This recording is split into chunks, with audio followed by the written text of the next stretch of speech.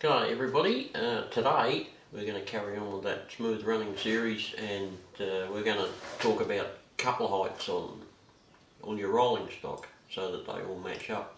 And the big question you're all going to ask is, how the hell do you do that? Well, you need one of these. It's called a coupler height gauge, made by KD. You can also use a little piece of metal that's got all sorts of little bits and pieces and holes in it. We're called an NMRA gauge, but I have one of those, but I can't quite locate it at the moment. So we'll run with the KD coupler height gauge and show you what it's all about. Right, so we've got our little KD coupler height gauge. Now the trick is to put it on a piece of track where it sits nice and firm down on the rails, and then you get your piece of rolling stock which you've already fitted your KDs to, and you test it up against it. And you can see that this particular ore car, according to that coupler height gauge, the coupler's just a smidgen low. I'll just point that out with my trusty pen here.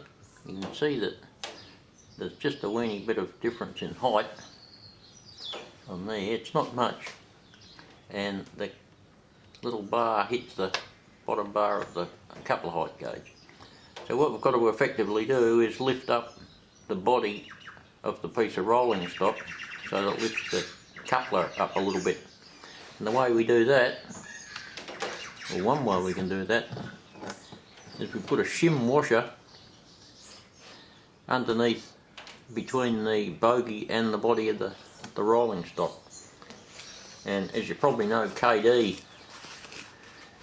makes shim washers, those sorts of things, in various thicknesses to do just the job. So what we'll do is we'll pull off the little bogie here with our little screwdriver and fit a little thin washer to it and see how we go from there. So here's that little shim washer. I've just turned the ore car upside down and taken the bogie off and sat the little shim washer in where the bogie screws into. That's a 10th one, which is 1/4 millimetre. That should be enough to get them up to the right height. So we'll screw the bogie back on and test it out again. When you're screwing the bogies back on, if you've got that screw in the middle there too tight, then you won't get enough movement. So over like here, it's still really stiff. So there's a fine line between having it just right and not wobbling all over the place and too stiff. So it's just a little bit of trial and error to adjust the screw with your screwdriver to get it just right. Right, we've got our bogies back on. We've had a bit of a fiddle, got them running just nice, and you can see now that 10th hour made all the difference. The coupler clinks in nicely into our little testing block, and the uncoupler bar on the bottom just slides nicely onto the bottom of the coupler height gauge as well. So that's how you want them. It takes a little bit of fiddling around, but it'll pay off in the long run. Also, another little tip while I think about it is it doesn't hurt to put a drop of oil in underneath the bogie where the bogie joins the actual body of the piece of rolling stock, and that'll make them a little bit easier to slide around and still keep that lack of slopping around under control.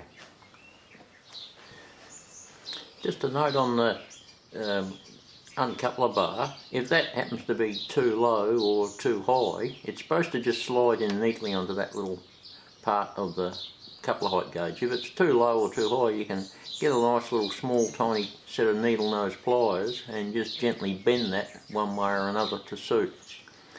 And because you'll need to have all those just right if you're going to use the KD uncoupler magnets for shunting purposes and such like.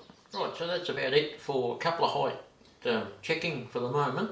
Next video I reckon I'll get on to a little bit more construction update and show you about what we do with the inclines into the mountains and bridges and baseboards and all that sort of stuff.